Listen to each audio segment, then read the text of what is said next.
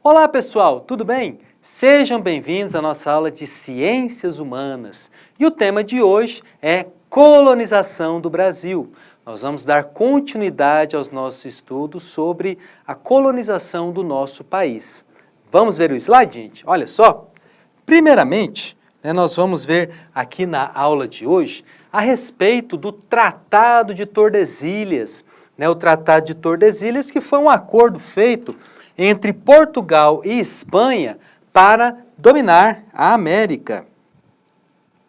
Então aqui, vocês estão vendo aí no mapa, no lado direito do slide, que o Tratado de Tordesilhas foi um acordo estabelecido entre os reinos de Portugal e Espanha para tratar sobre a dominação da América. Vamos lembrar que portugueses e espanhóis eles chegaram até onde hoje é o continente americano, e esses dois reinos, que fica bem aqui, onde nós chamamos de Península Ibérica, então esses dois reinos buscaram, tinham como objetivo colonizar toda a América. Para evitar um conflito entre esses dois reinos, foi estabelecido então o Tratado de Tordesilhas, que é essa linha imaginária, que corta, ou que cortaria, o mapa mundi daquela época. E a partir desse acordo, a partir do traçado dessa linha, as porções de terra pertencentes, a porção de terra pertencente ao lado direito da linha pertenceria a Portugal e as porções de terra à esquerda pertenceriam à Espanha. Então veja que o continente americano, assim que os europeus chegaram, espanhóis e portugueses, já houve uma disputa por terras. Aí nós podemos pensar o seguinte: se os reinos de Portugal e Espanha estavam quase brigando, estavam quase entrando em guerra por conta da América, quer dizer que os dois reinos tinham pelo menos uma noção de que essas novas terras poderiam trazer algum tipo de riqueza. Os espanhóis já tinham encontrado várias minas de ouro ali na região onde hoje é o Equador, o Peru, e os portugueses também queriam participar disso, os portugueses também queriam ter domínio das minas de ouro na América pertencente a eles. Porém, de imediato, como nós vimos nas aulas anteriores, os portugueses não tinham encontrado nenhuma mina de ouro. Quando a esquadra de Pedro Álvares Cabral chegou no Brasil em 1500, eles não tinham encontrado nenhuma mina de ouro, não tinham encontrado nenhum metal precioso que interessasse a Portugal. Tanto é que demorou um pouquinho para os portugueses começarem a colonizar o Brasil de fato. Então veja que esse não encontro de riquezas de uma forma imediata fez que os portugueses deixassem as terras encontradas em 1500 um pouquinho de lado. Tá legal? Vamos voltar ao slide? Olha só, gente, então nós vimos que o Tratado de Tordesilhas, ele vai... Opa, eu acabei errando aqui, não é Versalhes não, deixa eu corrigir aqui na hora. É o Tratado de Tordesilhas. Tordesilhas, isso. Aqui a gente corrige na hora. Tratado de Tordesilhas, que foi originado a partir dessa disputa entre Portugal e Espanha pelas terras da América. O tratado foi assinado em 1494, dividindo a América em duas partes, cada uma delas dominada por portugueses e espanhóis. E olha que interessante também, pessoal, acabei de falar para vocês que a esquadra de Pedro Álvares Cabral chegou ao Brasil em 1500, não é verdade? Sim. Porém, esse Tratado de Versalhes ele foi assinado 6 anos antes, foi assinado em 1494. Quer dizer, pessoal, os portugueses eles tinham uma noção de que havia terras a oeste, de que havia terras do outro lado do Oceano Atlântico. Tanto é que a esquadra de Cristóvão Colombo, que chegou ali onde hoje é a América Central, veio a mando do reino da Espanha. Então já era notícia na Europa de que havia terra do outro lado do Atlântico.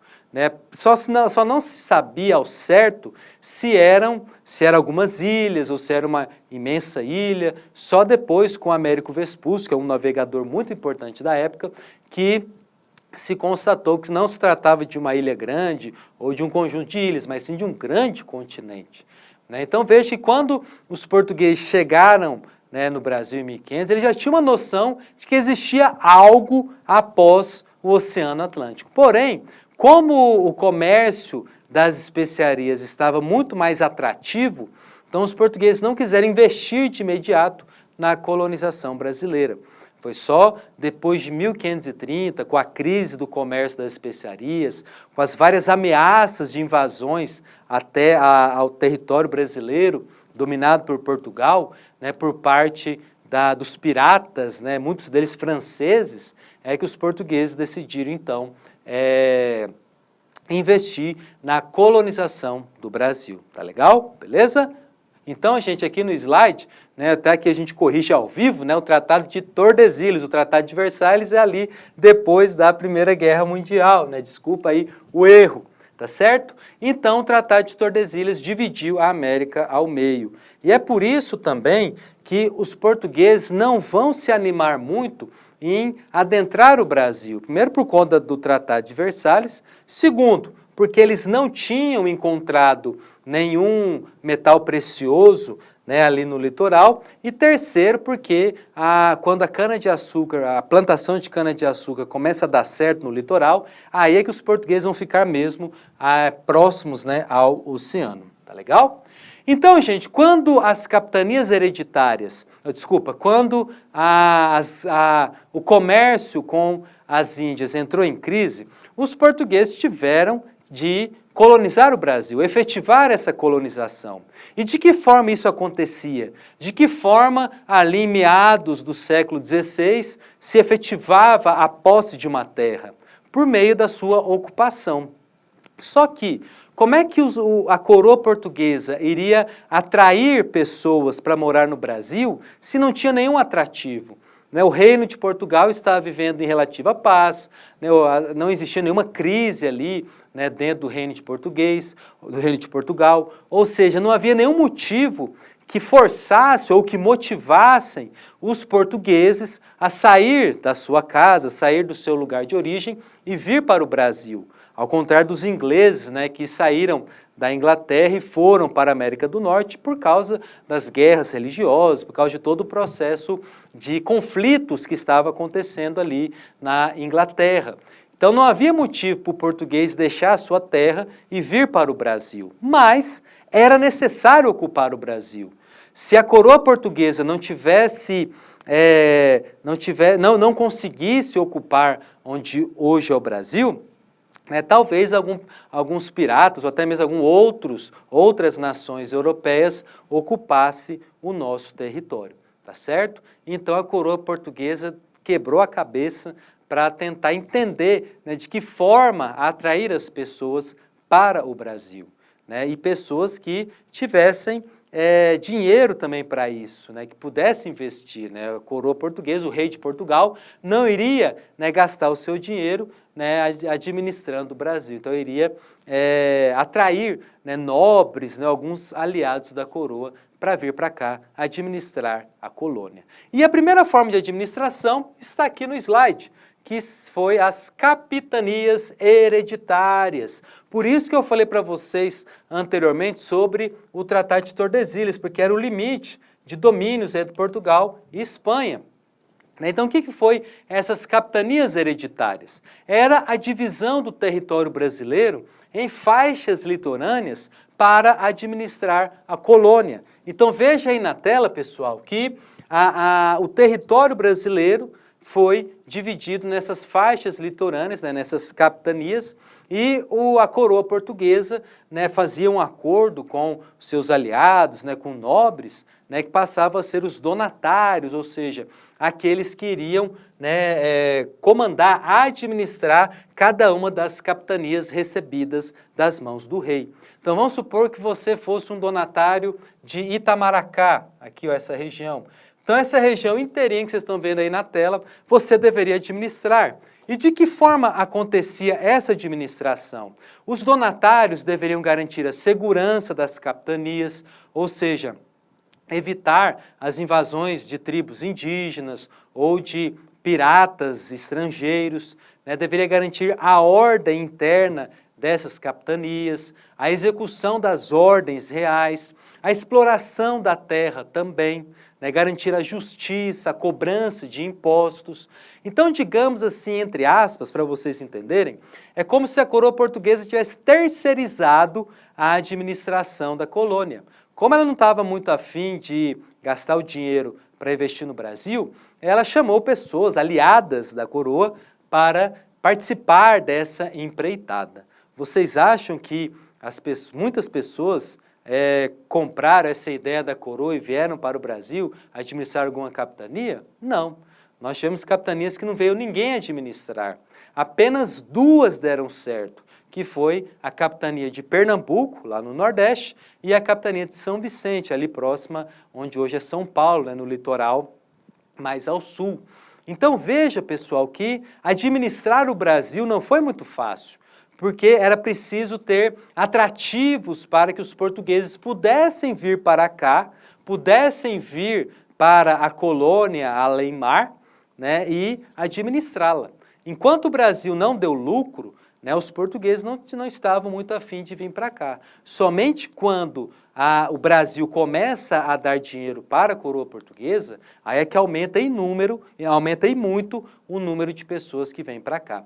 Para vocês terem uma ideia, quando se descobriram as primeiras minas de ouro, né, na região do sertão brasileiro, né, Minas Gerais, aqui em Goiás, Mato Grosso, veio um fluxo muito grande de pessoas de Portugal para cá, para tentar enriquecer muito fácil nessas minas de ouro.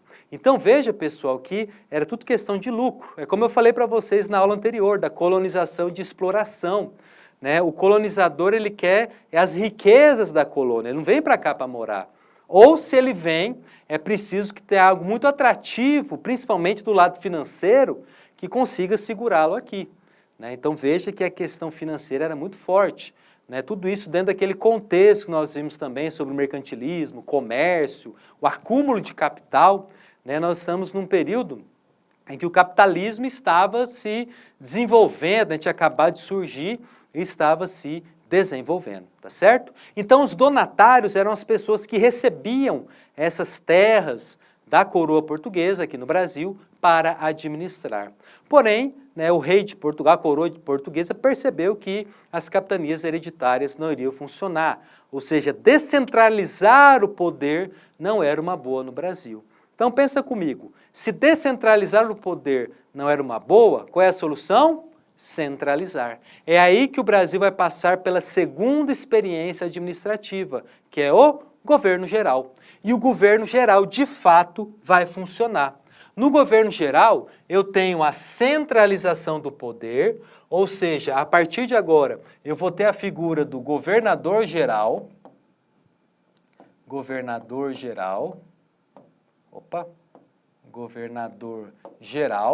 que era a pessoa nomeada pelo rei português para vir para o Brasil para administrar, né, a colônia brasileira. No governo geral, nós temos a construção da cidade de Salvador, que foi a nossa primeira capital. Então veja, o governo geral deu tão certo que o Brasil teve até a sua primeira capital durante o governo geral, que é São Salvador, né, lá na Bahia. Então, a Salvador vai se tornar a sede do governo geral, a sede administrativa do Brasil. Ou seja, as ordens para administrar o nosso país partiriam de Salvador, tá certo? Sem contar que Salvador, estando ali no litoral, facilitava muito o contato com a metrópole, né, com Lisboa, né, a capital de Portugal. Se a Salvador tivesse sido construída mais para o interior, iria dificultar um pouco, né, essa conexão. Então, uma capital no litoral facilitava esse contato entre a capital da colônia, a capital da metrópole, Portugal, e a capital da colônia, que era Salvador, tá certo? Beleza? Então a construção de Salvador representou que o Brasil teria, a partir de então, uma sede administrativa.